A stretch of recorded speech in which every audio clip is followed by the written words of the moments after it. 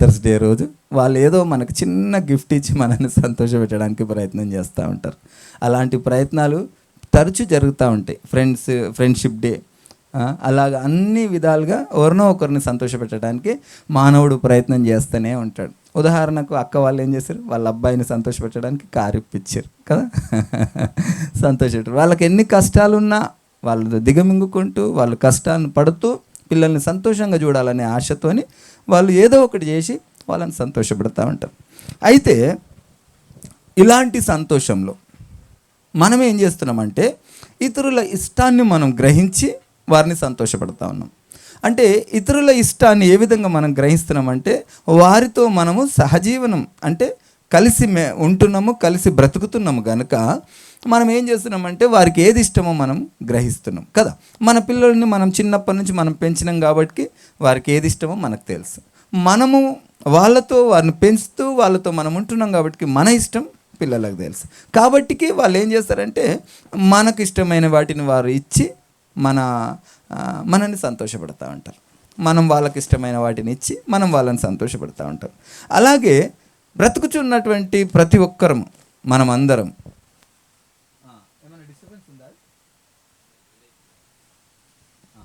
అయితే ఈ బ్రతుకుతున్నటువంటి అది అర్థంగా వస్తుందో లేదో మరి చూసుకోండి. అర్థం లేకపోతే ఎందుకు హిట్ అవుతుందో మరి. అయితే అలాంటి సహవాసము, అలాంటి ఆత్మీయత, అలాంటి అటాచ్మెంటు, అలాంటి బంధం, ముఖ్యంగా చెప్పాలనుకుంటే బంధం.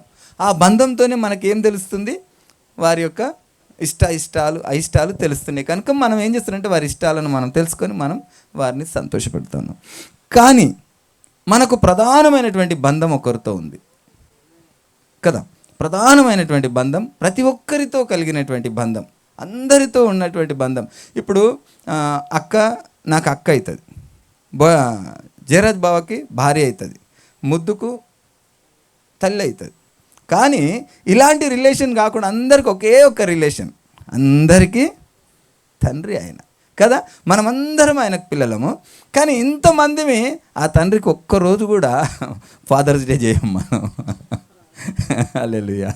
మనం ఏం చేస్తున్నామంటే మనమే చేసుకుంటున్నాం, కానీ మన తండ్రికి, అందరికీ తండ్రి అయిన దేవుని ఫాదర్ డే మనం చేయం కదా. ఆయనకు అసలు ఏమి ఇష్టమో మనకు తెలుస్తుందా? మనం ఒక్కసారి ఆయన ఆలోచిస్తున్నామా? ఆయన ఇష్టాన్ని మనం గ్రహిస్తున్నామా? ఒకసారి చెప్తే ఒక చోట అందరు యవనస్తులు ఉన్నారంట. యవనస్తులు ఎక్కువ ఉన్నారు, ఇక్కడ కూడా యవనస్తులు ఎక్కువ ఉన్నారు. అయితే వీళ్ళకు ఒక్కొక్క పేపర్ ఇచ్చి 1 నుంచి 7 అంకెలు వేసి మీకు ఎటువంటి భర్త కావాలని అందరికి ఇస్తే, ఇక్కడ అంటే కాదుండొచ్చు కానీ అక్కడ ఇచ్చిండ్రట. 7 అంకెలు వేసి మీకు ఎటువంటి భర్త కావాలంటే 1 2 3 4 5 6 7 వరకు కూడా నాకు ఆస్తిపరుడు కావాలా, నాకు అందంగా ఉండాలా, నాకు అత్తామామ టార్చర్ పెట్టొద్దు, నాకు మంచి ఇల్లు ఉండాలా, నాకు మంచి అండర్స్టాండింగ్ ఉన్నటువంటి భర్త కావాలా, నన్ను అర్థం చేసుకునే భర్త కావాలని 7 వరకు కూడా 1 2 3లో ఏది చూసినా కానీ ఎక్కువ 3వ స్థానం వరకు ధనమే రాసిరట. అందరూ ధనం అంటే ఆస్తిపరుడు అనే చూసిరట. 4వ స్టేజ్లో అందం చెప్పి రాసిరట. అట్లా 7వ స్థానంలో కూడా ఆ యొక్క స్పిరిచువాలిటీ అనే మాట రాయలేదట. దేవుని యొక్క ఆత్మీయత అనే మాట 7వ స్థానంలో కూడా లేదట. కానీ దేవుని వాక్యం ఏమని చెప్తుందంటే మొట్టమొదటి స్థానమే ఏ స్థానం? ఆత్మీయత. మొట్టమొదటి స్థానమే ఆత్మీయత. మొట్టమొదటి స్థానంలోనే ఫస్ట్ ఆ యొక్క అంకె రాయమని చెప్పినటువంటి అంకెలనే దేవునితో పరిచయం, దేవునితో సహవాసం ఉండినటువంటి వ్యక్తి. దేవునితో సహవాసం ఉండినటువంటి వ్యక్తి ఈ 6 లేకున్నా ఆయన నిలబడగలడు. కానీ ఈ 7 ఫిలప్ చేసి మీరు ఎవ్వరు కూడా ఆత్మీయత కలిగినటువంటి భర్తను కావాలని రాయలేదు అని చెప్పి అడిగితే అప్పుడు 8వ అంకేసి ఆత్మీయత అని రాసిర్రట. ఈ 7 రాయమనంటే 7లో రాయమంటే 7ను వదిలేసిర్రు. మీరు ఆత్మీయత మీకు అక్కర్లేదా అంటే అప్పుడు 8వ అంకేసి ఆత్మీయత అని రాసిర్రట. ఎంతటి దౌర్భాగ్య స్థితిలో మనం. మనిషికి జీవించడానికి మొట్టమొదటగా ప్రధానమైనది ఆత్మీయ జీవితం. ఆత్మీయ అనుభవం. ఆత్మీయ జీవితం మనల్ని ఏం చేస్తుందంటే మనలో ఉన్న దురాత్మను దూరం చేసి పరిశుద్ధాత్మ మనల్ని సరైన ఆలోచన చేసేటటువంటి ఆ యొక్క ఆలోచన మనకిస్తుంది. సరైన మార్గంలో మనల్ని నడిపిస్తుంది. మొట్టమొదటనే ఆ మొదటి అంకెలోనే మనకేముండాలా? పరిశుద్ధాత్మ ఆత్మీయతలో ఉండాలి. ఆత్మీయ భర్త కావాలి అనే ఆలోచన మనకుంటే దేవుడు నిర్ణయించినటువంటి జీవితము మనలో జరుగుతుంది. మనం సర్వసాధారణంగా మనం ఏం చేస్తామంటే మనకి ఏది ఇష్టమో, మన కళ్ళకి ఏది ఇష్టమో, ఏది నచ్చిందో అదే చేస్తాం. ఏది నచ్చితే అదే చేస్తాం. కానీ ఆయనకి ఏది నచ్చిందో, ఆయన ప్రణాళిక ఏందో మనకు అర్థం కాదు. ఆయన ప్రణాళిక మన పైన ఏదో ఉంటుంది. మనకు మీరు నమ్మరు, ఈ వాక్యాన్ని బాగా ధ్యానిస్తే మనకు అర్థమవుతుంది బాగా. ఇప్పుడు మనకు కలుగుతున్నటువంటి పిల్లలు దేవుడు ఇప్పుడు ఇచ్చిన పిల్లలు కాదు. 6000 సంవత్సరాల క్రితమే మనకు అందరికీ ఎవరెవరికి పెళ్ళిళ్ళు కావాలనో, ఎవరెవరికి పిల్లలు కావాలనో ఆనాడే నిర్ణయించేసిండు దేవుడు. ఇప్పుడు మళ్ళీ ఏమి ఇస్తలేడు బహుమానం, అప్పుడే ఫిక్స్ చేసేసిండు. పలానా శామ్యుయల్కు 3 పిల్లలు, ఒక మగ పిల్లోడు, వాళ్ళకి ఇంతమంది పిల్లలు, వాళ్ళకి ఇంతమంది పిల్లలు, వాళ్ళ పిల్లలకి ఇంతమంది అని అప్పుడే నిర్ణయించేసిండు. అందరికీ నిర్ణయించేసిండు. ఆయన ప్రణాళిక అది. ప్రణాళిక అంటేనే అది. ప్రణాళిక అంటే ఏంటంటే మనం ఇప్పుడు ఇక్కడ నుంచి ఇంట్లో నుంచి బయటికి వెళ్ళేటప్పుడే మనం ఒక ప్రణాళిక రూపొందించుకొని పోయేది అది ప్రణాళిక. ఏం చేస్తాం? మనం ఇక్కడ నుంచి వెళ్దాం, అక్కడికి బస్ స్టాప్కి వెళ్ళి ఆడ నుంచి ఒకరిని పికప్ చేసుకుందాం, ఆడ నుంచి కారులో సూర్యాపేటలో తిందాం, ఆడ నుంచి అక్కడ పోయి ఆడ ఆగుదాం, ఆ మనిషిని కలుద్దాం, ఆ మనిషి కలిసినా కలవకపోయినా మళ్ళీ మనం అక్కడికి వెళ్ళాలి లేట్, ఇవన్నీ ఇట్లా అనుకునేటి ప్రణాళిక. అది మనిషి కొన్నిసార్లు చేయలేడు, కానీ దేవుని ప్రణాళిక ఎప్పుడూ మిస్ కాదు. అయితే నేను ఒక ఆలోచనలో మనం ఆయన ప్రణాళికలో మనం ఉన్నామా, ఆయన ప్రణాళికలో మనము జీవిస్తున్నామన్న ఆలోచన మనకుంటే ఖచ్చితంగా ఆత్మీయత మొట్టమొదట మనకి ఉంటుంది. మన ఇష్టాన్ని పక్కన పెట్టి దేవుని ఇష్టాన్ని మనము గ్రహిస్తాం. ఈ సబ్జెక్ట్ చాలా బాగుంటుంది, కానీ అందులో పోను. మనం దేవుడు ఈరోజు మాట్లాడాలనుకున్నటువంటి మాటను మనం కొంతవరకు ధ్యానం చేద్దాం. అయితే దేవుని ఇష్టాన్ని గ్రహించినటువంటి వ్యక్తి చాలా మట్టుకు ఏమంటారంటే దేవుని యొక్క ఇష్టాన్ని గ్రహించమంటే దేవుని ఇష్టం ఏంటి? ఒక ఆత్మ నశించిపోవడం ఆయనకి ఇష్టం లేదు. ఆయన ఆసీనుడై ఉండి ఆయన ఏం చేసిండు? ఆ సింహాసాన్ని దిగి శరీరధారిగా ఈ లోకానికి వచ్చిండు. ఎందుకు వచ్చిండు? ఆకాశం ఆయన సింహాసనము, భూమి ఆయన పాదపీఠము. అంత గొప్ప దేవుడు చిన్నగా మనం దేవుని ముందు నిలబడితే గింతంత ఉంటాం, చీమ కూడా కనబడుతుందేమో కానీ మనం కనబడం. అటువంటి ఆ మానవుడి దగ్గరికి మానవుడి రూపం ఎత్తి ఎందుకు రావాల్సి వచ్చింది?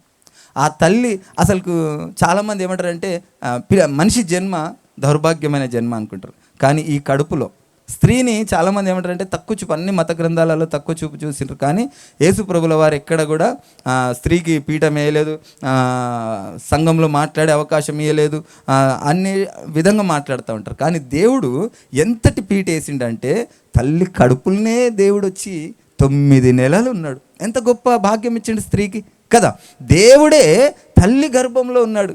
అందరికన్నా కనీసం మాట్లాడిండొచ్చు, ఏదో పురుషులతో మాట్లాడింది, కానీ స్త్రీకి మాత్రం తన కడుపులో ఉండి ఆ యొక్క ధన్యతనిచ్చిండు కదా!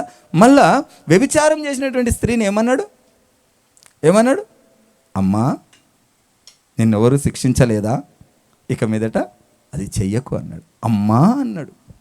అయితే వీటిని అన్నిటి మనం గ్రహించుకుంటే మనం ఆయన యొక్క ఇష్టాన్ని, ఆయన ఉద్దేశాన్ని మనం గ్రహించడానికి ఒక అవకాశం ఉంటుంది అన్నమాట. అయితే మన ఇష్టం ఎలాగుంటుందో ఆదికాండము 3వ అధ్యాయము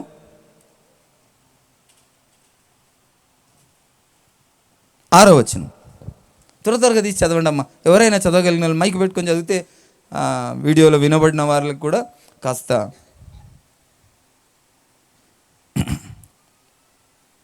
సులువుగా ఉంటుంది.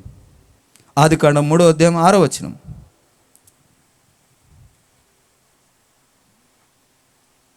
చదవండి తల్లి, ఎవరైనా ఒకరు చదవండి.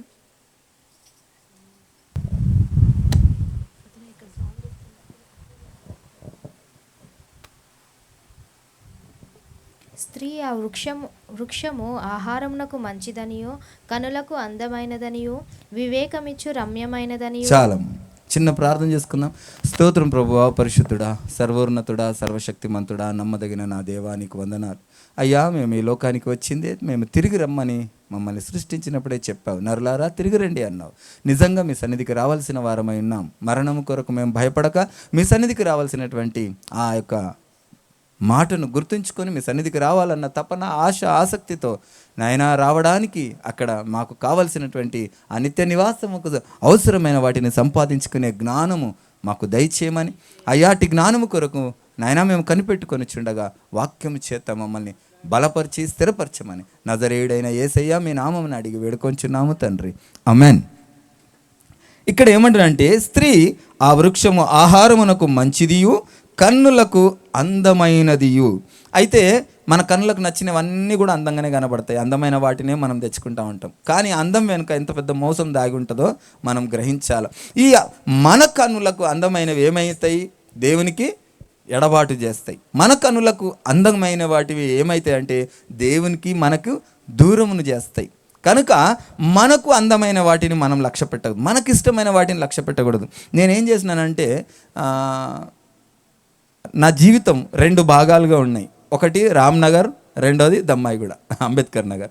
2 భాగాలుగా విభజిస్తే నేను రామ్నగర్లో ఉన్నటువంటి జీవితమే నేను ఇక్కడ ఉంటూ దేవుని పరిచర్య చేయాలనుకున్నాను. రామ్నగర్లో నేను నివసించినటువంటి నేను బ్రతికినటువంటి ఆ స్థితి నాకు ఇక్కడ కావాలి అని నేను కోరుకొని అనేక విధమైనటువంటి ప్రయత్నాలు చేసినాను. అక్కడ కారు ఉండే, ఆ కారే కొనుక్కుందాం అనుకున్న ఆ ప్రయత్నంలో నేను దాదాపుగా 3 నుంచి 4 లక్షలు లాస్ అయిపోయాను. ఎందుకంటే అది నా సొంత ప్రయత్నం, నా సొంత ఆలోచన. నేనేమనుకున్నానంటే ఈ కారు ద్వారా ఒక మంచి స్థితి ఉన్నట్టుగా ఉంటుంది. నా పిల్లోడు కూడా ఎన్నో పని చేస్తుండంటే కొద్దిగా బాగుండదేమో, ఇది మన సొంత పనిగా ఉంటుంది అన్నట్టు నేనేం చేసిన అంటే నా సొంత ఆలోచనతోనే నేను కారు తీసుకొని వచ్చిన.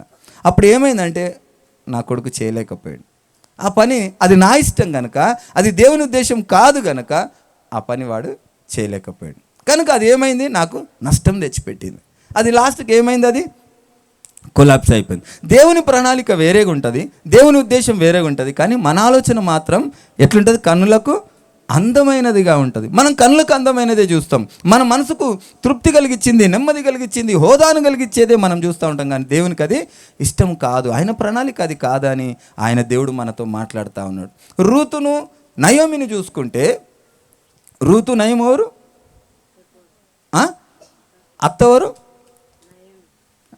కోడలెవరు, నాకు జ్ఞాపకం లేక మిమ్మల్ని అడిగిన. సరే, నయం ఏం చేసింది, దేవుని ప్రణాళికను గ్రహించలేకపోయింది.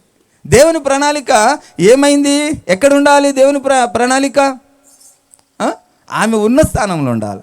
కరువు వచ్చినా కానీ, కష్టం వచ్చినా కానీ, ఇరుకులు వచ్చినా కానీ, ఇబ్బందులు వచ్చినా కానీ ఎవరితో ఉండాలి? మనము ఉన్న స్థానంలోనే యేసయ్య దగ్గరుండి మొరపెట్టుకొని వాటిని కష్ట నష్టాలు భరించి ఆయన కొరకు నిలబడేటటువంటి స్థితి మనలో ఉండాలి. కానీ వీళ్ళు ఏం చేసిర్రు, కరువు రాగానే ఏం చేసిర్రు, మోయాబు దేశానికి పోయారు. మోయాబు దేశానికి పోయి ఏం చేసిర్రు, అక్కడ అన్య పురుషులను, అన్య స్త్రీలను పెళ్లి చేసుకోరు. అన్య స్త్రీలను పెళ్లి చేసుకుంటే అక్కడ ఏం జరిగింది, నష్టం ఎవరికి జరిగింది? రక్షణనేమో అన్య స్త్రీకి దొరికింది, అన్యురాలైనటువంటి స్త్రీ ఆ యొక్క దేవుని బిడ్డగా మార్చబడ్డది. కానీ ఈ యొక్క ధిక్కరణ చేసినందుకు దేవుని బిడ్డలే శిక్షింపబడ్డారు. శిక్షింపబడ్డప్పుడు ఏమైంది, మా నయోమి పిల్లలు చనిపోయారు, భర్త చనిపోయాడు. ఎందుకు? లోకాన్ని చూసినప్పుడు వీళ్ళ కనులకు అందంగా కనిపించింది, అక్కడ లాభసాటిగా కనిపించింది, అక్కడ ఆ సంపాదన కనబడ్డది. కానీ వాళ్ళకి ఏమైంది, ఆ సంపాదన అనుభవించేటటువంటి ఆయుష్ను పోగొట్టుకున్నారు. దేవుని ప్రణాళిక అది కాదు. దేవుని ప్రణాళికనేమో ఇక్కడే ఉండాలన్నటువంటి ప్రణాళిక. కానీ నయోమి గారు ఏం చేశారు, కనులకు అందమైనది వెతికారు, దాని ఫలితంగా ఏం చేశారు, ప్రాణాలు కోల్పోవాల్సి వచ్చింది, కొడుకును పోగొట్టుకోవాల్సి వచ్చింది, భర్తను పోగొట్టుకోవాల్సి వచ్చింది. కానీ చివరకు ఆమె గుర్తించింది, ఏమని గుర్తించింది, నా దేవుడే, నా దేవుని సన్నిధే నాకు ముఖ్యమని గమనించింది. తిరిగి వెనుకకు వచ్చింది. వెనుకకు వచ్చినప్పుడు రక్షింపబడినటువంటి రూతు ద్వారా ఆ నయోమి పేరు తిరిగి సంతోషం, మారా అన్న పేరుని తిరిగి ఏం చేసిండు, తిరిగి ఆమె ముఖంలో సంతోషాన్ని నింపాడు. అయితే మనము ఎక్కడికి వెళ్ళినా కానీ మనకు మాత్రం సంతోషము, సమాధానం ఉండదు. యేసయ్య సన్నిధిలోనే సమాధానము, నెమ్మది ఉంటుంది. మనం అనుకుంటూ ఉంటాం తాత్కాలికమైన వాటిలో మనకి ఇల్లు కలిగితే సంతోషం అనుకుంటాం, కారు ఉంటే సంతోషం అనుకుంటాం, ఎక్కడికైనా ఎక్స్కర్షన్కి పోతే సంతోషం అనుకుంటాం. వాటిలో ఎక్కడ కూడా సంతోషం లేదు. ఎందుకంటే ఆ యేసయ్య సన్నిధిలోనే సంతోషం, సమాధానం. చాలా మటుకు మేము ఒక ఎక్స్కర్షన్ పోయినాం అనుకోండి, అక్కడ ఏమైనా జరగకూడదు జరుగుతుంది, సంతోషమా? అక్కడ విషాదమే కదా. ఎక్కడికి వెళ్ళినా కానీ విషాదాలే. కానీ యేసయ్యలో చనిపోతే ధన్యత, సంతోషం. నేను ఒకటే మాట చెప్తున్నా మీ అందరికీ, ఒకరోజు నేను చచ్చిపోతే మాత్రం ఎవరు ఏడవద్దని చెప్తా. ఎందుకంటే ఆ మరణం ద్వారా సృష్టికర్తను చూసే అవకాశం మనకు దొరికింది. కొంచెమంత ఎడబాటు ఉంటుందని బాధ ఉంటుంది మనిషికి, కానీ మరణం ద్వారా సృష్టికర్తను చూడబోతున్నాం. నాకైతే చాలా మట్టుకు అనిపిస్తుండే, మా ఫ్రెండ్స్ చనిపోయారు, ఆ ఫ్రెండ్స్ని వాళ్ళు ఏం చేస్తుండ్రు చాలా మటుకు పాత వాళ్ళందరూ నాకు గుర్తుంటారు అనమాట. వాళ్ళు ఏం చేస్తుర్రు, వాళ్ళు కనబడతారని నాకు ఆశ ఉంటుండే, ఆలోచన ఉంటుండే. కానీ వీళ్ళు కాదు, నన్ను సృష్టించిన సృష్టికర్తను చూడబోతున్నా అన్న సంతోషం నాకు. నిజంగా అంతటి ఆ ధన్యతను ఏది కలుగజేస్తుంది మనకి? మరణం కదా. మరణం అంటే భయం, కానీ ఆ మరణం ఏం చేస్తుంది? సృష్టికర్తను చూపిస్తుంది. మనల్ని సృష్టించినటువంటి సృష్టికర్తను చూస్తుంటే మనకు సంతోషమా కాదా? మన దేవుని మనం చూడాలంటే సంతోషమా కాదా? మాకు హాస్టల్లో వద్దంటుంటే బలవంతంగా వేసారు. అప్పుడు వేస్తే 2 హాస్టల్ పారిపోయినాం. 2 హాస్టల్కి వెళ్ళి పారిపోయి వస్తే దూరం తీసుకుపోయేసారు. అతి కష్టంగా 1 సంవత్సరం చదువుకున్న తర్వాత హాలిడేస్ వచ్చినాయి. ఇక ఆ రోజు చూడాలి సంతోషం. ఎందుకంటే మా అమ్మని చూస్తా, మా అక్క వాళ్ళని చూస్తా అనే ఆ సంతోషం మాకుండే. అలాగే ఇప్పుడు మనం ఇక్కడికి దూరం వచ్చినాం, అడిగి పోలేనంత, తండ్రిని చూడలేనంత దూరం వచ్చినాం. ఇప్పుడు మనం తండ్రిని చూసేటటువంటి అవకాశం వస్తే సంతోషం ఉండాలా కాదా? ఏడుస్తారు ఎందుకు నాకు అర్థం కాదు, భయపడతారు ఎందుకు? ఆ తండ్రిని చూడాలంటే సంతోషం ఉండాలి. నా యేసయ్యను చూసి ఆ యోగ్యత, ఆ భాగ్యం, ఆ ధన్యత మరణం ద్వారానే వస్తుంది కనుక ఆ సంతోషం మనకు ఉండాలి. అయితే ఈ కనులకు అందమైనవి ఆయన ఇష్టాన్ని నెరవేర్చవు. మన ఇష్టాన్ని మనము పులుసుకోవద్దు. మనం ఖచ్చితంగా దేవుడు మనకు ప్రతి ఒక్కటి ఆటంకాన్ని కలగజేస్తూ ఉంటాడు, కానీ దాన్ని అధిగమించి మనం దేవునికి వ్యతిరేకంగా మనం చేసినప్పుడు అవి ఖచ్చితంగా నష్టమవుతుంది. అయితే నేను కారు తీసుకోవాలనుకున్నప్పుడు 1, 2, 3, 4 ఆటంకాలు జరిగినాయి. నాకు 4 ఆటంకాలు కంటిన్యూగా జరిగినప్పుడు ఎలాంటి ఆటంకాలు జరిగినాయి అంటే, నా చేతిలో 50,000 డబ్బు ఉండే, 50,000 ఉండే, మిగతావి డబ్బు ఏ నుంచన్నా చేసుకోవచ్చని ఆ 50,000 తీసుకుపోయి అడ్వాన్స్ ఇచ్చినాక నాకు వేరే దగ్గర డబ్బులు దొరుకుతలేవు. వాడు కంటిన్యూ ఫైనాన్స్లు ఇస్తానన్నాడు, తర్వాత కంటిన్యూ ఫైనాన్స్ ఇయ్యనన్నాడు. అప్పుడన్నా నేను విరమించుకోవాల్సింది. దేవుని యొక్క ప్రణాళిక వద్దు బిడ్డ అని చెప్తుండు, కంటిన్యూ ఫైనాన్స్ వద్దు అంటుండు. అయినా కానీ నేను వినలేదు. ఆ కంటిన్యూ ఫైనాన్స్ ఇవ్వకపోతే మళ్ళీ ఏం చేసినా, మళ్ళీ వేరేల దగ్గర అప్పు తెచ్చిన, వేరేల అప్పు తీసుకొచ్చి మళ్ళీ కట్టినా, ఆడ నుంచి ఇంకో దగ్గర తీసుకొచ్చిన, వీళ్ళ దగ్గర నుంచి టార్చర్, లాస్ట్కి ఏం చేసినా, ఇల్లు అమ్మేసిన. కానీ ఆ కారు మాత్రం నిలుపుకోలేకపోయినా. ఇది ఏమైంది? దేవుని చిత్తంలో లేకుండే, దేవుని ఉద్దేశంలో లేకుండే. దాన్ని మొట్టమొదటనే ఆటంకం జరిగినప్పుడు దాన్ని నేను గ్రహించేది ఉండే. కనుక ఈ యొక్క దేవుని ఉద్దేశం ఎలాగో తెలుస్తుంది అంటే, దేవుడు వచ్చి స్వయంగా మాట్లాడాడు. ఆటంకాలు పెట్టినప్పుడు మనము దానిని గ్రహించుకోవాలి. ఆటంకం వచ్చినప్పుడు మనం దాన్ని ఆ యొక్క దేవుని ఉద్దేశం కాదు అనుకొని మనం దాన్ని విరమించుకోవాలి. ఆ విషయాన్ని మనం గ్రహించాలి. కళ్ళకు కానీ మనసుకు కానీ తృప్తి కలిగినటువంటి పనులు ఏవి కూడా చేయకూడదు, ఆయనకి ఇష్టం లేదు. ఆయన ఇచ్చేయాలనుకున్నప్పుడు ఖచ్చితంగా మనల్ని ఆయన ఇచ్చి దాని విధంగా ఆయన నడిపింపజేస్తూ ఉంటాడు. దాన్ని ఇచ్చినప్పుడు కూడా దేవుడు ఏమంటున్నా అంటే, మిమ్మల్ని ఈ లోకంలో అనేక విధమైనటువంటి ఆ యొక్క లోక సంబంధమైన వాటితో మిమ్మల్ని సంతోషపెట్టాడు, ఆత్మ సంబంధమైన వాటిని ఇచ్చి సంతోషపెడతాడు. దేవుడు ఏమంటున్నా అంటే, దేవుడిని ఒకసారి చిక్కుల్లో పెట్టడానికి చాలామంది పరిసయ్యులు వచ్చి, అయ్యా నువ్వు చాలా చక్కగా మాట్లాడతావు, నువ్వు ఉన్నది ఉన్నట్టు మాట్లాడతావు, నువ్వు ధైర్యంగా మాట్లాడతావు, ఎవరికి భయపడవు, కానీ కైసర్కు పన్ను కట్టాలా కట్టొద్దా అని మాట్లాడతాడు. అంటే కట్టొద్దు అంటే రాజద్రోహం అని అందామని వాళ్ళు అట్లా చేశారు. అయితే దేవుడు ఏమంటాడు, మీరు ఏ దాని గురించి మాట్లాడుతున్నారంటే పన్ను గురించి. ఆ పన్ను నాకు ఒకసారి చూపించండి అంటే చూపిస్తాను. దాని మీద ఏం బొమ్మ ఉంది అంటాడు, కైసర్ బొమ్మ ఉంది అంటాడు. కైసర్ది కైసర్కే ఇచ్చేయండి, దేవుంది దేవునికి ఇవ్వండి అంటాడు. ఈ లోకంలో మనము సృష్టించుకున్నవి ఈ పైసలు కదా, ఇవి మనకు అవసరం లేదని అంటుండు దేవుడు. నీకు ఎంత అవసరం కావాలో అంత ఇస్తా అంటే ఎట్లా ఇస్తా అంటుండు. ఒకసారి నన్ను పన్ను కట్టమంటారు ఏసయ్యను. పన్ను కట్టమంటే ఏసయ్య ఎప్పుడు కూడా చేతిలో ఆ పన్నును పైసలను ఎప్పుడు చేతిలో పట్టుకోలే. అయితే ఏమంటాడు, ఆడ పోయి ఒక చేపను పట్టురి, దాని నోట్లో ఉంటుంది, అది తీసి ఆయనకి ఇచ్చేయరంటాడు. ఆయనకు అవసరం ఉన్నప్పుడు ఆయన సమస్తాన్ని కూడా ఈ లోక సంబంధమైన వాటిని మార్చగలిగిన శక్తిమంతుడు. అట్లానే మనం పండుకోగా ప్రార్థన చేశారు, మీరు పండుకున్న నోట్లో కట్టాలి ఇదేవా అని. అట్లా కాదు, నేను చిన్నగా ఉన్నప్పుడు బాగా వింటుండే హెబ్రోన్ చర్చిలో భక్త సింగ్ పాస్టర్ గారు. ఆయన ప్రార్థన చేసి చేసి చేసి 2 గుంటలు పడ్డాయంట చేసిన కాడ. 2 గుంటలు పడితే ఆయన ప్రార్థన చేసి అయిపోయే లోపల అన్ని కట్టలు పడుతుండేనంట అని విన్నా. అది చిన్నగా ఉన్నప్పుడు అట్లా ఇట్లా ప్రార్థన చేశారు. నాయన కట్టలు పడాలి, నాయన ఎవరిదైనా గొలుసు పడాలి, నాయన బంగారం పడాలి, అలాంటివి చేయకూడదు. దేవుడు మనకు ఎంత అవసరమో అంత అద్భుతంగా ఆశ్చర్యంగా మనకు ఎలాగో నడిపిస్తాడో ఆయనకే తెలుసు. మనమే ఒక్కొక్కసారి ఆ యొక్క ఆశ్చర్యకార్యాన్ని మనము అర్థం చేసుకోలేనటువంటి, అది జరిగిందేమో, అది ఇవ్వాలనుకునేమో, దీనిలో దేవుడు చేసింది ఏముంది అనే విధంగా ఉంటాయి దేవుని కార్యాలు. ఆ విషయాన్ని మనం గ్రహించాలి. సరే, అయితే మనకిష్టమైన వాటిని మనము మన పిల్లలకు కానీ మన తల్లిదండ్రులకు కానీ వాళ్ళకిచ్చి మనం ఏం చేస్తాం? సంతోషపెడతాం. కానీ మన సృష్టికర్త అయిన తండ్రిని మనము సంతోషపెడుతున్నామా లేదా అన్న విషయాన్ని మనము ఒకసారి మనం ధ్యానిద్దాం.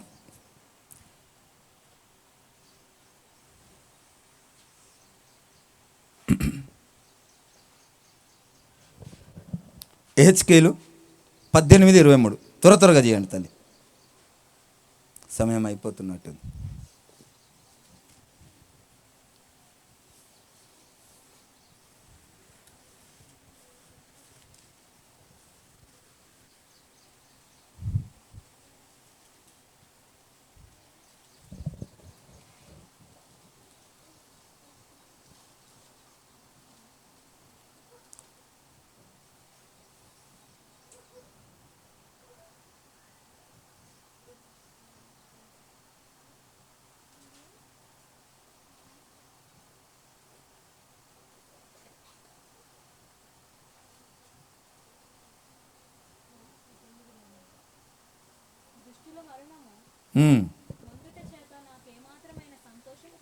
దుష్టుల మరణము నొందుట చేత నాకేమాత్రమైన సంతోషము కలుగునా? వారు తమ ప్రవర్తనను దిద్దుకొని బ్రతుకుటయే నాకు సంతోషము. ఇదే ప్రభువగు యెహోవా వాక్కు. హల్లెలూయా. ఆయన సంతోషం ఏందట? ఆయన సంతోషం ఏందట? ప్రవర్తనను దిద్దుకొని బ్రతుకుటే ఆయనకు సంతోషం అట. ఆయన సంతోషం ఎటువంటిది అనే ఉద్దేశాన్ని మనం ఒకవేళ గ్రహించిన ఎడల ఆయన సంతోషాన్ని మనము మొట్టమొదటగా మనం తెలుసుకోవాలి. ఆయనకి ఏది సంతోషం? అయితే మనం చాలాసార్లు మనం ఏం చేస్తున్నామంటే దేవుని బిడ్డలు మాత్రమే మనం ప్రేమిస్తూ ఉంటాం. దేవునితో ఉన్నవారిని మాత్రమే, దేవునితో నడిచిన వారిని మాత్రమే, సంఘ కాపురులను అయితే ఇంకెక్కువగా ప్రేమిస్తాం కదా. దేవుని బిడ్డలను మనం ఎక్కువ ప్రేమిస్తాం. లోక సంబంధికులను మనం ప్రేమించాం. లోక సంబంధమైనటువంటి కొంతమంది అయితే నామకార్థ క్రైస్తవులు చాలామంది ఉన్నప్పుడు మనం వారిని ప్రేమించాం. కానీ ఆ యొక్క ప్రక్రియలో మనకి ఏమవుతుందంటే ఆ విషయాన్ని మనం మొట్టమొదటిగా బాగా గ్రహిస్తే దేవుని ఇష్టం ఏందో మనం తెలుసుకోగలుగుతాం. పిల్లలు ఒకసారి 2-3 రండమ్మా, రండి, ఇద్దరు రండి. జెన్నీ ఇట్రా, ఇటు రండి, ఇటు రండి, రండి, రావాలి. జోలు ఇట్రా, దా బిడ్డ ఇటురా, జల్దీ రావాలి, పిలిచినప్పుడు రావాలి, రావాలి తొందరగా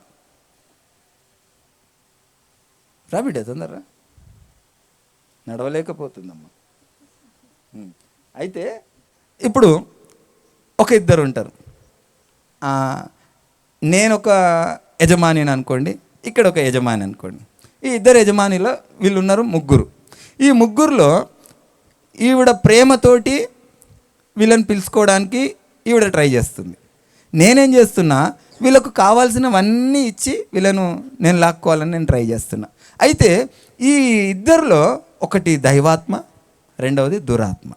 ఈ దురాత్మ దైవాత్మను ఏమవుతుందంటే ఈ రెండు ఒకరోజు ఫైట్ చేయబోతున్నాయి.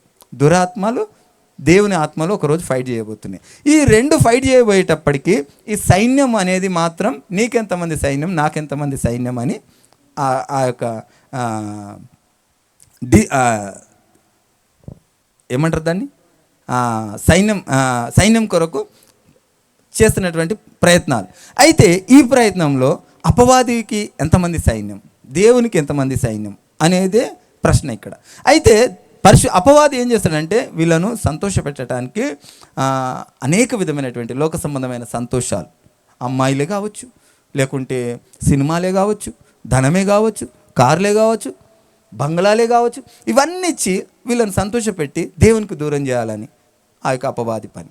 దేవుడు ఏం చేస్తున్నాడంటే వీటిలో సంతోషం లేదు బిడ్డ, నీకు పరలోక రాజ్యం నిత్యరాజ్యం కావాలంటే నువ్వు ఈ భయభక్తులు కలిగి ఉండాలా, వాటిని విడిచిపెట్టి ఉండాలా, నువ్వు వాటినన్నిటిని విడిచి దేవుని హత్తుకొని ఉండాలని అంటే వీళ్ళకి ఏది ఇష్టమవుతుంది? సర్వసాధారణంగా ఏది ఇష్టమవుతుంది? లోకమే ఇష్టమవుతుంది కదా. ఆటలు అంటే ఇష్టం, కార్లు అంటే ఇష్టం, పైసలు అంటే ఇష్టం, ఈ విధమైనటువంటి ఇష్టం. ఇందులో ఒక ఇద్దరు పాస్టర్లు వచ్చారు అనుకో, ఒక్క పాస్టర్ అనుకోండి. ఒక పాస్టర్ ఏం చేస్తాడు, వీళ్ళకు చెప్పవలసినప్పుడు చెప్పుతుంటే వీళ్ళు వినలేదు అనుకో, పోండి మీ కర్మ, మీరు చచ్చిపోతే చచ్చిపోడని ఆ పాస్టర్ వదిలేసిండు అనుకో, వీళ్ళు ఎవరు సొత్తు అయిపోతారు? అప్పుడు నా సొత్తు అయిపోయారు. అంటే నేను సైతాన్ని అనుకోండి, ఉదాహరణకు చెప్తున్నా, నేను సైతాన్ని అనుకోండి, అప్పుడు వీళ్ళు ఏమైపోయారు? నా సైన్యం అయిపోయింది. ఇప్పుడు దేవుని సైన్యాన్ని నెరవేర్చిన పాస్టర్ అయిందా? కాలేదు. ఆయన ఏమైండు? ఆయన మాట్లాడే మాట కరెక్టే, ఆయన కోపం కరెక్టే. ఎందుకు? దేవుళ్ళు లేరని కోపపడుతుండు, కానీ ఆయనకు తెలియకుండానే ఏం చేస్తుండు? ఆయనకు తెలియకుండానే సాతానుకు సహకరించేసిండు. ఈ సైన్యాన్ని తిట్టి మీరు సావండి, మీరు ఏమనగా నరకానికి పోతారు అన్నందుకు వీళ్ళు ఏమైపోయారు? నరకానికి పోవడం మాట తర్వాత, కానీ వీళ్ళు ఏమయ్యారు? ఇప్పుడు సాతాను సైన్యం అయిపోయారు.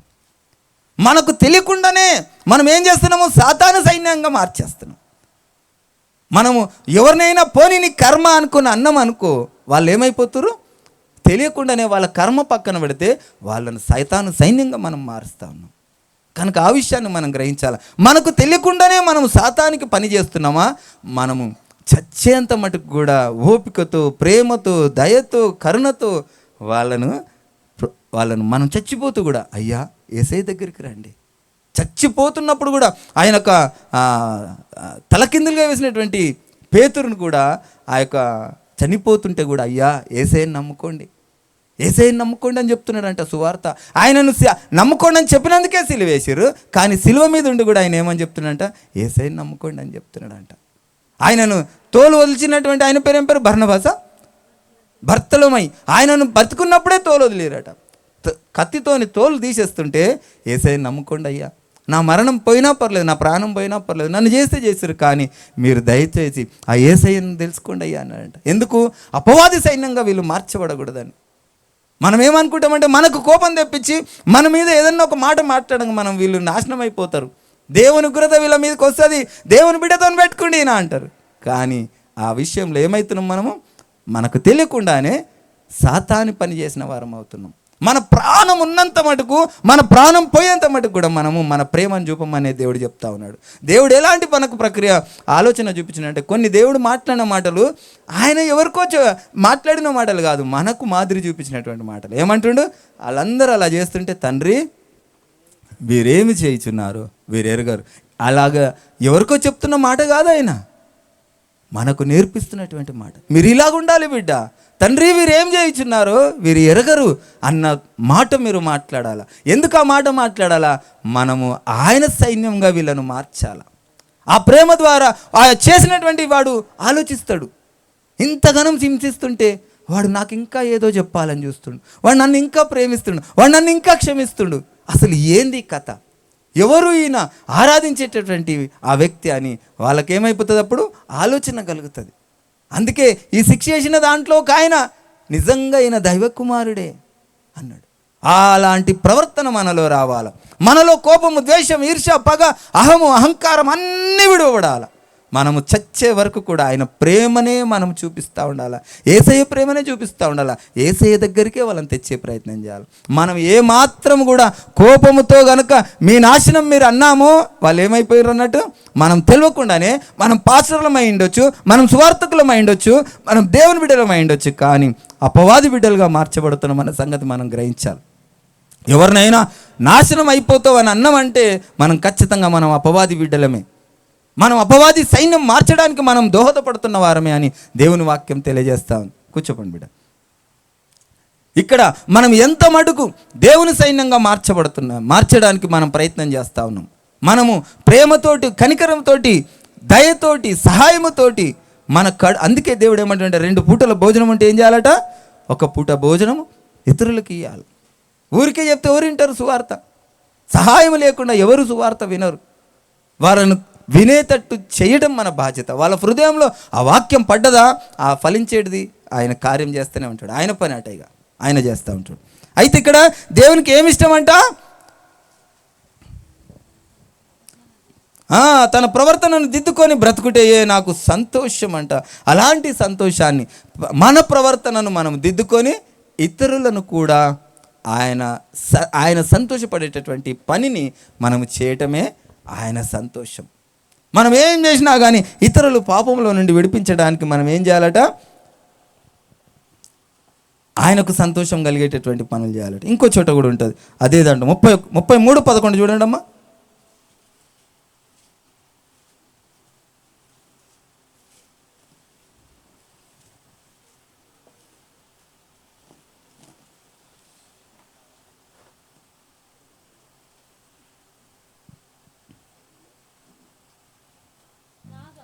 కాగా వారితో ఇట్లా అనుము, నా జీవము తోడు దుర్మార్గుడు మరణము నొందుట వలన నాకు సంతోషము లేదు. దుర్మార్గుడు తన దుర్మార్గత నుండి మరలి బ్రతుకుట వలన నాకు సంతోషము కలుగును.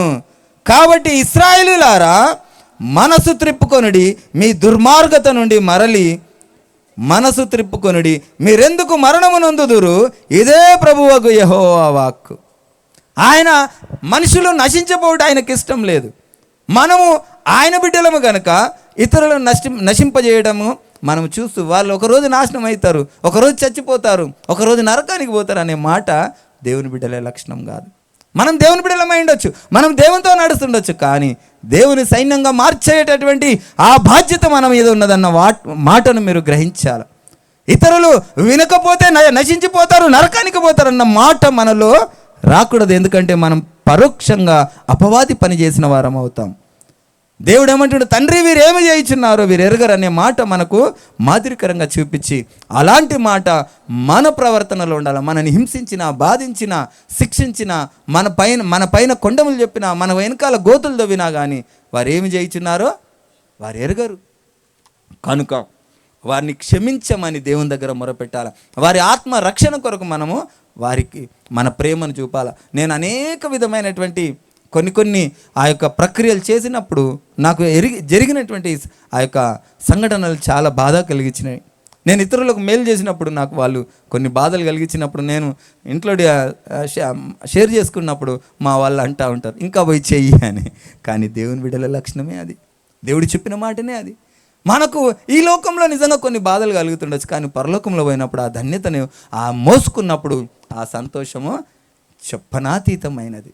కనుక ఆ విషయాన్ని మనము గ్రహించాల. దేవుడట ఆ దుర్మార్గుడు చనిపోవడము ఆయనకు సంతోషముగా లేదట. ఆయనకు ఉన్నటువంటి సంతోషాన్ని మనం మరి గుర్తెరిగి మనం బ్రతకాలా.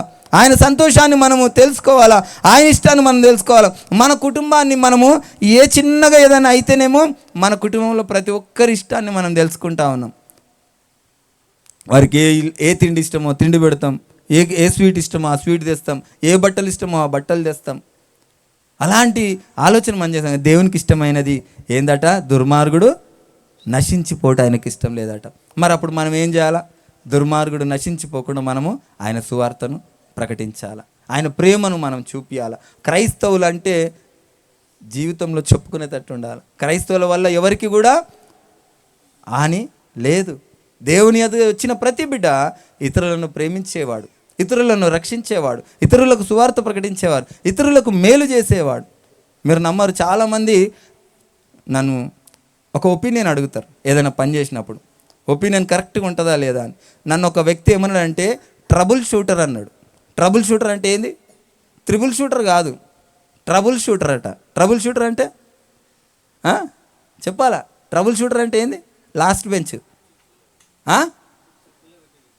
కాదు, సమస్యను కొట్టే వ్యక్తి, సమస్యలను విడిపించే వ్యక్తి. సమస్య వచ్చిందంటే ఈయనకు చెప్పాలి, సమస్యలను విడిపించే ట్రబుల్ షూటర్. ఆ సమస్యను షూట్ చేస్తాడట. అంత మాట నాకు ఇచ్చాడు సర్టిఫికేట్.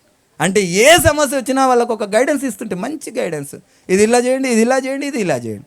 దేవుని బిడ్డల లక్షణం అది. నాలో గొప్పతనం కాదు, దేవుడు మనలో ఉండి మాట్లాడిస్తాడు, దేవుడు మనలో ఉండి మంచి చేపిస్తాడు. ఒక ఆయన ఏదో కొన్నాడు అనుకోవచ్చుండి, అది కొంటే అది వేస్ట్, అది మంచిది కాదు, ఫ్యూచర్ పోతే ఇదైతే మనలో లేనిది. నాకు ఒకసారి, ఇప్పుడు కాదు, చాలా పాతగా మా ఇల్లు కట్టుకున్నాక వేరే వాళ్ళు ఇల్లు అడిగితే మన ఇల్లు కట్టిన దానికంటే మంచిగా కట్టకు అని అంటే, ఎందుకు అట్లా అన్నారంటే మనల్లే మంచిది ఉండాలి, కానీ మనం అట్లా కాదు. మనకున్న దానికంటే మనకు దేవుడు మంచి ఆలోచన ఇచ్చినప్పుడు వాళ్ళది ఏం చేయాలి, ఇంకా ఇంకా మంచిగా కట్టాలి. అలాంటి ప్రక్రియ జరిగింది. అలాంటి ఉద్దేశం కలిగిన వాళ్ళము. మన మనసు అది అపవాదం మనసు. కానీ దేవుని మనసు ఎటువంటిది అంటే ఇతరులకు ఎప్పుడు మేలు చేసేటటువంటి మనసు. అలాంటి మనసును మనం కలిగి ఉండాలి. లూకాసు వార్త 15వ అధ్యాయం 7వ వచనం.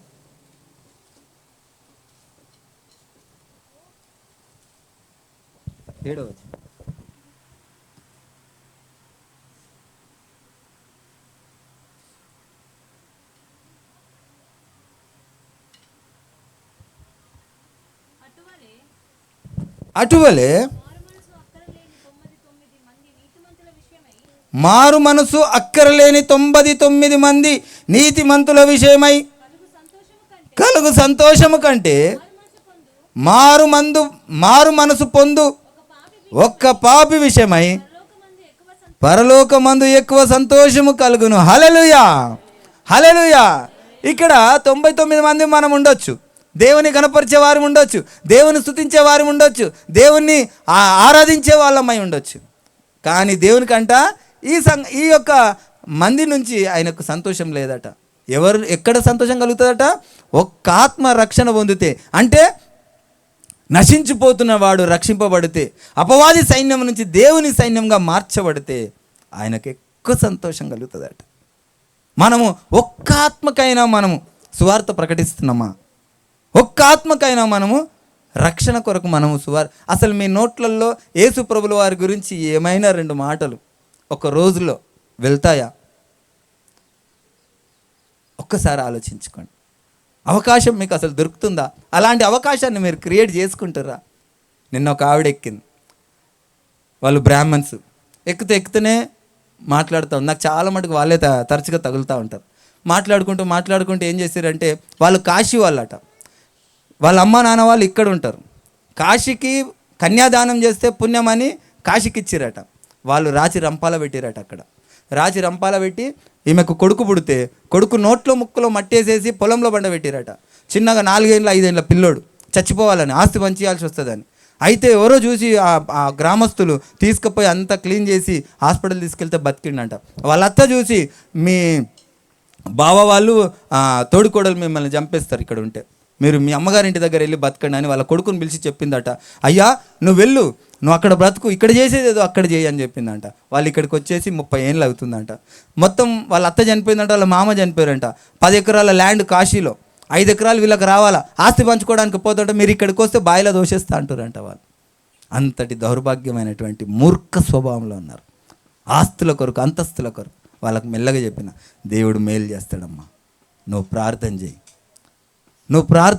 ఏసయ్యకు నువ్వు ఒకవేళ ఏసయ్య గురించి అయ్యా నాకు సహాయం చేయంటే తప్ప నీకు? లేదయ్యా, ఏం తప్పులేదు, అడుగుడు నాకేం మంచి జరుగుతుంది కదా అన్నది. ఇక్కడ ఏమైంది? ఆ ప్రక్రియ ఏమైంది? నేనేమన్నా వాళ్ళకి ఏమన్నా చేసినా? సువార్త చెప్పిన. ఏసయ్యని అడగండి అమ్మా. పిల్లోడికి పిల్లని వరిస్తలేరంట, మీకు ఆస్తి లేదు ఏం లేదని. అన్నీ దేవుడు చేస్తాడమ్మా. ఒక్కసారి ఏసయ్యని అడుగు, ఏసయ్యా నువ్వు నిజమైన దేవుడు కదా, ఒక్కసారి నాకు ఏదైనా చేయను. ఆ తర్వాత మేలు పొందుకొని ఆమె దేవుని దగ్గర రాకపోతే శిక్షకు ఆమెనే పాత్రలు అవుతుంది. కానీ మొట్టమొదట ఆలోచింపజేసేటటువంటి బాధ్యత నీది. ఒక బీజం, ఒక విత్తనం వేసేటటువంటి బాధ్యత నీది. నేను అన్నాను, ఒక మాట అడిగితే తప్పేముంది? ఏసయ్యా నాకు మేలు చేయాలంటే, లేదయ్యా తప్పేం లేదని అన్నారు. అలా చిన్న పాప ఉంది ఒక ఆమె, యవనస్తురాలు, 15-16 ఏళ్ళు ఉంటుంది. ఆమె ఇంగ్లీష్ క్రిస్టియన్ స్కూల్లో చదువుకున్నట్టుంది. నేను యేసుప్రభు గురించి ఐ లవ్ జీసస్ అని ఆ పోయమ్స్ అన్నీ చెప్తా ఉంది ఆమె. దేవుడు ఏదో ఒక విధంగా రక్షిస్తాడు. చూసుకో. హల్లెలూయా. అయితే అలాంటి వాటి విషయంలో మనము జాగ్రత్తగా అటువంటి సువార్తను మనం ప్రకటించాలి. మారు మనసు పొంది ఒక్క పాపి విషయమై దేవుడు సంతోషపడతాడట. మీ జీవితంలో, మీ యొక్క జీవితం అంతా కూడా ఒక్క ఆత్మనైనా దేవుని సన్నిధికి తెచ్చేటటువంటి బాధ్యత మీ మీద ఉన్నది. ఒక్క దేవుడు శరీరధారిగా లోకానికి వచ్చి 2024 సంవత్సరాలు పట్టింది ఇంతమందిని రక్షించటానికి. దాదాపు క్రిస్టియన్ పాపులేషన్ మన గణాంకాల ప్రకారంగా ఒక 50%, 40% అనుకో. 2024 సంవత్సరాలు పట్టింది ఒక 40% రావడానికి. ఈ 40% సువార్త ప్రకటిస్తే ఎన్ని సంవత్సరాలు పడుతుంది? ఒక్క క్షణమే. 24 సంవత్సరాలు పట్టింది ఇంతమంది కావడానికి. అంతమంది నీ పక్కనున్న వాళ్ళకు, ఇప్పుడు నేను ఒక మాట, ఇంట్లో ఎంతమంది ఉన్నారు అంతమంది సగం సగం ఇటు అయ్యి ఒక మాట వీళ్ళకి చేరేయాలంటే, ఈ సగం మంది ఇటు చేరవేయాలంటే ఎంత టైం పడుతుంది? 1 నిమిషం. అట్లనే ఈ 40% ఈ మిగతా వాళ్ళకి చెప్తే 1 నిమిషం, మరుక్షణం నా యేసయ్య దిగుతూనే ఉంటాడు. ఆలస్యం ఉందనుకోవద్దు. దేవుని సమయము ఆసన్నమైనది, ఆయన రాకడ ఆసన్నమైనది. ఆయన సువార్త ఇప్పుడు వేగంగా ప్రకటింపబడుతుంది. యూట్యూబ్ల ద్వారానే కానీ, లేకుంటే ప్రత్యక్షంగా కానీ పరోక్షంగా మనకు తెలియకుండా చాలామంది వీధి సేవలు అనేకమైన ప్రచారాలు చేస్తూ ఉన్నారు, ప్రాణాలకు తెగిడ్చి చేస్తూ ఉన్నారు. ఇది చెడు మాటలు కాదు. ఈ లోకంలో ఏదైనా ఒప్పుకుంటారు. నేను దేవుడిని నన్ను మొక్కండి అంటే కూడా ఒప్పుకుంటారు, కానీ యేసుప్రభు దేవుడు అంటే మాత్రం ఒప్పుకోరు. సత్యాన్ని ఒప్పుకోదు. నేను సత్యమే చెప్తున్నాను, ఎందుకు మీరు ఒప్పుకోరు అంటాడు దేవుడు. మీరందరూ కూడా మీరు ఏదైనా ఒక అవతారం ఎత్తండి, మిమ్మల్ని అందరూ వచ్చి మిమ్మల్ని అప్రిషియేట్ చేస్తారు, మీకు ఇంకేమైనా డబ్బులు ఇస్తారు, మీకు ఇంకేమైనా అభిషేకాలు చేస్తారు. కానీ యేసుప్రభు దేవుడు అంటే మాత్రం ఒప్పుకోరు. ఆ సత్యాన్ని దేవుడు అంటే మాత్రం సత్యాన్ని ఆ అపవాదిగాడు ఒప్పుకోడు. అపవాదిగాడు మనసులో ఉండి వాడిని రెచ్చగొడతా ఉంటాడు. నువ్వు ఏదన్నా చెప్పు, ఆఖరికి నువ్వే దేవుడు అని చెప్పు, నేను మొక్కుతా, కానీ నువ్వు యేసుప్రభు దేవుడు అంటే మాత్రం ఒప్పుకోనంటాడు. అలాంటి పరిస్థితి అపవాదిగానిలో ఉన్నది. క్లైమాక్స్కి వచ్చేసినాం మనము. దేవుని రాకడ సమీపమైనది. యేసయ్య గురించి మనం సువార్త ప్రకటిద్దాం. మన ప్రవర్తన ఇతరులకు మనకు మాదిరికరంగా మనం చూపించేటట్టు మనం తయారవుదాం.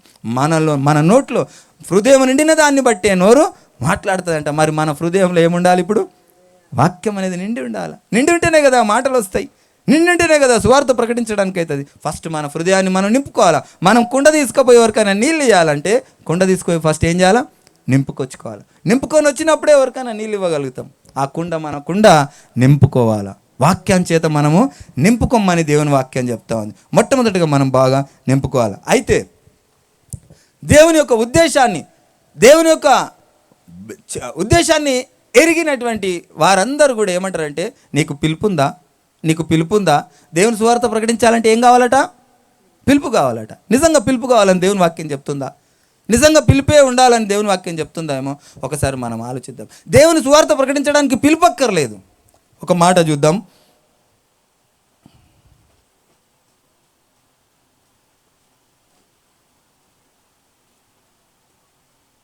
మొదటి సమూయేలు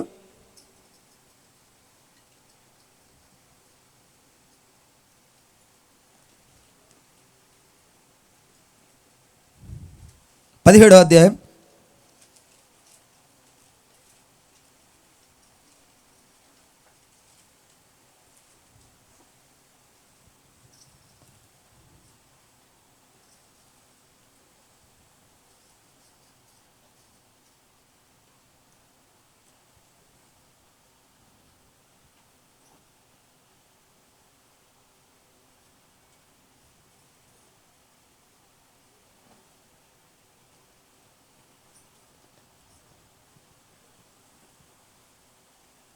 23వ వచనం త్వరగా చదవండి.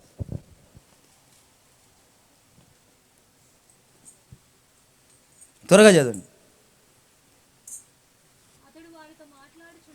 అతడు వారితో మాట్లాడుచుండగా గాతు ఫిలిస్తీయుడైన గొల్యాతు అను శూరుడు ఫిలిస్తీయుల సైన్యములో నుండి వచ్చి పై చెప్పున మాటల చెప్పున పలుకగా దావీదు వినెను. ఇశ్రాయేలీయులందరూ ఆ మనిషిని చూచి మిక్కిలి భయపడి వాని ఎదుట నుండి పారిపోగా, ఇశ్రాయేలీయులలో ఒకడు వచ్చుచున్న ఆ మనిషిని చూచితిరే, నిజముగా ఇశ్రాయేలీయులను తిరస్కరించుటకై వాడు బయలుదేరుచున్నాడు. వానిని చంపిన వానికి రాజు బహుగా ఐశ్వర్యము కలుగజేసి తన కుమార్తెనిచ్చి పెళ్లి చేసి వాని తండ్రి ఇంట వారిని ఇశ్రాయేలీయులలో స్వతంత్రులుగా చేయననగా, దావీదు జీవము గల దేవుని సైన్యమును తిరస్కరించుటకు ఈ సున్నతి లేని ఫిలిస్తీయుడు ఎంతటి వాడు వాని చంపి ఇశ్రాయేలీయుల నుండి ఈ నింద తొలగించిన వానికి బహుమతి ఏమని తన యొద్ద నిలిచిన వారిని అడగగా ధనులు ఇంకా చాలండి. ఇక్కడ నిన్ను దేవుణ్ణి సువార్త ప్రకటించడానికి మీకు ఏం కావాలంటున్నారు? పిలుపు కావాలంటున్నారు. అయితే ఇక్కడ పిలుపు ఉన్న వాళ్ళు అనేక మంది ఉన్నారు. ఎవరు? అభిషేకించిన వారు ఉన్నారు, పిలుపులు ఉన్నవారు ఉన్నారు. ఎవరు అభిషేకించిన వారు? సౌలు అభిషేకించినటువంటి రాజు, దేవుడు అభిషేకించినటువంటి రాజు సౌలు ఉన్నాడు అక్కడ. అయితే సౌలు ఏం చేస్తుండంటే ఏమి చేయలేక చేతులను విసుక్కుంటూ కూర్చున్నాడు. మీరు నమ్మరు, అక్కడ ఇశ్రాయేలీయులందరూ కూడా భయపడుతూ ఉన్నారు. పిలువబడిన వాళ్ళు యుద్ధరంగంలో ఉన్నవారు అందరూ కూడా గొల్యాదుని చూసి భయపడుతూ ఉన్నారు. గొల్యాదు అంటే ఎవరండి? ఎవరు? ప్రధానమైనటువంటి అపవాదిగాడు. దావీదును చాలా మటుకు ఆ యొక్క యేసుప్రభుల వారి యొక్క కొన్ని విషయాల్లో సాదృశ్యంగా చూపబడుతూ ఉంటుంది. ఎక్కడ అంటే సుముఖపు రొట్టెలను ఎవరు తినకూడదు, యాజకులు మాత్రమే తినాలా. అటువంటిది సుముఖపు రొట్టెలను తీసి ఎవరిస్తే దావీదు ఏం చేస్తాడంటే తన సైన్యానికి ఇస్తాడు, పంచి పెడతాడు. ఆకలి మీద ఉన్నారు తినండి అని. దానికి అర్థం ఏంటంటే ఆ రక్షణ ఎవరికి లేనటువంటి రక్షణ, ఓన్లీ ఇశ్రాయేలీయులకు మాత్రమే ఉన్నటువంటి రక్షణ అన్యజనులకు ఇచ్చినటువంటి యేసు ప్రభుల వారు అన్యజనులకు ఇచ్చిండు. అలాగే దావీదును చాలాసార్లు చాలా సందర్భాలలో యేసు ప్రభుల వారు చేసినటువంటి ఆ యొక్క ఉపమానాన్ని చూపిస్తూ ఉంటాడు. అయితే ఇక్కడ దావీదు ఏం చేసిండట? దావీదును అభిషేకించారు. అప్పటికి దావీదును అభిషేకించలేదు. ఆయన గొర్రెల కాపరి. ఆయన ఇక్కడికి ఎందుకు వచ్చిండు? యుద్ధరంగానికంటే భోజనం ఇవ్వడానికి అని వచ్చిండు. భోజనం ఇవ్వడానికి వచ్చినటువంటి దావీదు ఏం చేసిండంట? ఫిలిస్తీయుడైనటువంటి గొల్యాదు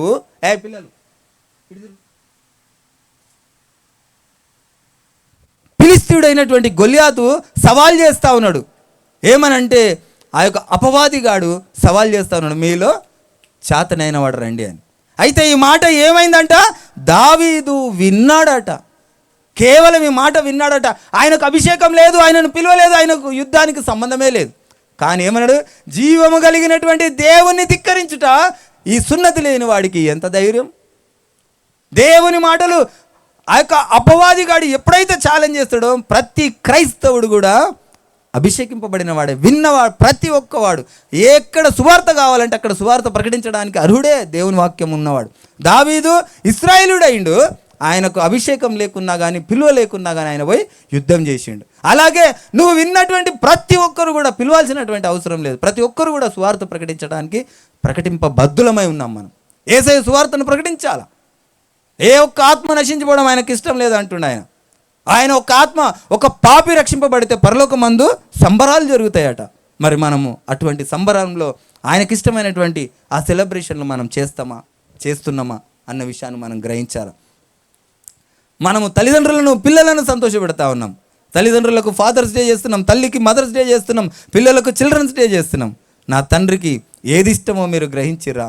ఆయనకి ఏ డే చేస్తున్నారు? ఓన్లీ సండే చేస్తున్నారు, వెళ్ళిపోతూ ఉన్నారు. ఆయనకి ఇష్టమైంది ఏమి చేస్తలేరు. ఆయనకి ఇష్టమైంది కేకా, క్రిస్మస్ కేక్ కోస్తూ ఉంటాం. ఆయనకి ఇష్టమైంది కేక్ కాదు.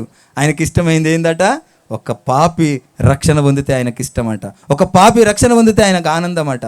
మనం కేకులు కాదు, మనం సండే ఇంటికి వచ్చి ఆ యొక్క ఆరాధనకు సంఘానికి వచ్చి ఆయనను ఆరాధించిపోవడం ఆయనకి ఇష్టం కాదు. ఒక పాపి రక్షణ పొందితే ఆయనకు ఆనందం. ఆయనకి ఏది ఆనందమో మనం గ్రహించండి. ఆ విషయాన్ని మనం తెలుసుకొని ఆయన ఉద్దేశాన్ని మనం నెరవేర్చిన వారిగా మనము ఉండాలి. అయితే ఈ విషయంలో ఒక వ్యక్తి దేవుని యొక్క ఇష్టం, దేవుడే మాట్లాడుతూ ఉన్నాడు, దేవుడే పిలుస్తూ ఉన్నాడు. చాలామంది పిలిచిండా, నీకు పిలుపు ఉందా, నీకు అభిషేకం ఉందా అంటే పిలిచిన వాడే ఒక ఆయన ఏం చేసిండు? ఈడిగోరా బిడ్డ అంటే ఏడుకోవేండు. ఎవరైనా యోనా ఈడిగో బిడ్డ అంటే ఆయన ఏం చేసిండు? అమ్మో అడిగిపోతే చంపేస్తారని ఈడిగోయిండు. మరి పిలుపున్న వాళ్ళు ఏం చేశారు? పిలుపు లేని దావీదు ఏం చేసిండు? రోషంగా నిలబడ్డాడు. జీవం కలిగిన ఆ యొక్క దేవుని నామమున నేను దునుకుతున్నా, నేను నిలబడుతున్నా అన్నాడు. పిలుపు ఉన్నటువంటి ఆ బిడ్డ, అభిషేకించినటువంటి ఆ బిడ్డలు చాలామంది దేవునికి వ్యతిరేకంగా భయపడి పారిపోయారు, దేవునికి వ్యతిరేక దశలో పోయారు. కానీ దేవుడు ఏం చేస్తాడు? అయితే ఈయన యోనా గురించి నేను చదివితే చాలా సమయం అయిపోతుంది. యోనా గురించి నేనేం చెప్పాను, కొంత మటుకు మాత్రము. అంతటా యెహోవాకు రెండవ మారు యోనాకు ప్రత్యక్షమై సెలవిచ్చినది ఏమనగా, నీవు లేచి నినివే మహాపురమునకు పోయి నేను నీకు తెలియజేయు సమాచారము దానికి ప్రకటన చేయుము. కాబట్టి యోనా లేచి యెహోవా సెలవిచ్చిన ప్రకారము నినివే పట్టణమునకు పోయెను.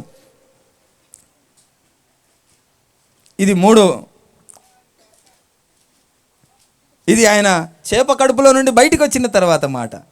అయితే అంతకుముందుకు జరుగుతున్నటువంటి సంభాషణ చూద్దాం. యెహోవాకు అమిత్తై కుమారుడైన యోనాకు ప్రత్యక్షమై ఇలాగు సెలవిచ్చెను, నినివే పట్టణస్థుల దోషము నా దృష్టికి ఘోరమాయను గనుక నీవు లేచి నినివే మహాపట్టణమునకు పోయి దానికి దుర్గతి కలుగునని ప్రకటింపు. ఇక్కడ వాళ్ళ పాపము, వాళ్ళ ఆ యొక్క దుర్మార్గత దేవుడు ఏమని చెప్తుండంటే, అభిషేకించినటువంటి ఆ పిలుపు కలిగినటువంటి ఆయనకు పిలిచి పోబిడ్డ అని చెప్తే ఆయన ఏం చేస్తుండు, వాళ్ళకు రక్షణ కలగకుండా ఎటో వారిపోతుండు. కానీ ఈ యొక్క అపవాది దగ్గర నుంచి అనేక ఇశ్రాయేలీయులు నశించిపోతున్నారని దావీదు కాలి విన్నాడు. ఆయనకు పిలుపు లేదు, కానీ ఆయన ఏం చేసిండు, ఆ యొక్క గొల్యాదును హతమార్చి ఆ ఇశ్రాయేలీయులను రక్షించిండు. ఈరోజు మనకు పిలుపు ఉందా, పిలుపు లేదా అని ఎవరు ప్రశ్నించాల్సినటువంటి అవసరం మనకు లేదు. దేవుని వాక్యం విన్నవారు ప్రతి ఒక్కరు కూడా బాధ్యతారహితంగా ప్రవర్తించాలి. ప్రతి ఒక్కరికి కూడా దేవుడిచ్చినటువంటి ఆ బాధ్యత. మనం చెవులో మనకు ఎవరైనా ఆ యొక్క ఆపదల్లో ఉన్నారా, ఆ యొక్క రోగంతో ఉన్నారా, ఆ యొక్క దేవుని యొక్క అవసరత వారికి ఉన్నదా, మన చెవులు పడగానే మనం ఏం చేయాలా, పోయి ఒక అపవాదిని మనము హతమార్చాలి. అపవాదిని హతమార్చాలంటే వారికి సువార్త ప్రకటిస్తే అపవాది ఆడికెళ్ళి జంపు, అప్పటి వరకు వారిలో ఉంటాడు, అప్పటి వరకు వారిని ఆ యొక్క మిస్గైడ్ చేస్తూ ఉంటాడు. మనం ఎప్పుడైతే యేసయ్య గురించి చెప్తామో అక్కడ నుంచి సాతాన్ గాడి జంపు, ఒక్క క్షణం కూడా అక్కడ ఉండలేడు వాడు. కనుక ఆ విధమైనటువంటి ప్రవర్తన మనము కలిగి ఉండాలి. మన ఇష్టము మన పిల్లల్ని కేవలం సంతోషపెడుతుంది, కానీ మన తండ్రిని మనం సంతోషపెడుతున్నాం. మన పిల్లలు మనని కేవలం కేకులతోటో లేకుంటే చీరలతోటో దేనితోటో సంతోషపెడుతున్నారు, కానీ మనము మన తండ్రిని ఏ విధమైనటువంటి సంతోషం అంటే కేకులతోటో చీరలతోటో లేకుంటే ఇంకొకటి కానుకలతోటో ఆయనను సంతోషపెట్టలేం. కానీ ఒక ఆత్మను రక్షించినప్పుడు ఆయన ఎక్కువగా సంతోషపడతాడు. ఆయన ఆత్మరక్షణ పొందినప్పుడు సంతోషపడతాడు. ఆ ఆత్మరక్షణకు వచ్చినటువంటి ఆ కారణాన్ని గుర్తుపట్టడా, ఆ కారణాన్ని తెలుసుకోడా, దానికి అవసరమైనటువంటి ఆ వ్యక్తి ఆ శ్రమను గుర్తించడా, అక్కడికి వెళ్ళినాక ఎంత ఆనందం ఉంటుందో, ఎంత గొప్ప భాగ్యం ఉంటుందో. పలానా ఎప్సిబా ఆ 3 ఆత్మలు తీసుకొచ్చింది రండి అంటే ఎంత సంతోషం. దేవదూతల ముందు ఆ సంతోషం అది చెప్పదగినదా? అసలు అక్కడ పిలవడం అంటేనే అందులోకి పోవడమే మన భాగ్యం కదా, అందులోకి ఆ పరలోక రాజ్యంలో అడుగుపెట్టడమే మన భాగ్యం కదా. అటువంటిది పిలిచి మనకు బహుమానం దొరుకుతుందంటే ఇంకెంత సంతోషం. అబ్బా, నాకైతే అవి ఊహించుకుంటేనే నాకైతే ఎంతో ఆనందంగా ఉంది. కనుక అటువంటి ఆనందం మీ అందరికీ కావాలంటే మనం ఒక్క ఆత్మనైనా మనం రక్షించే ప్రయత్నం మనం చేద్దాం. దేవుడి వాక్యం దీవించును గాక.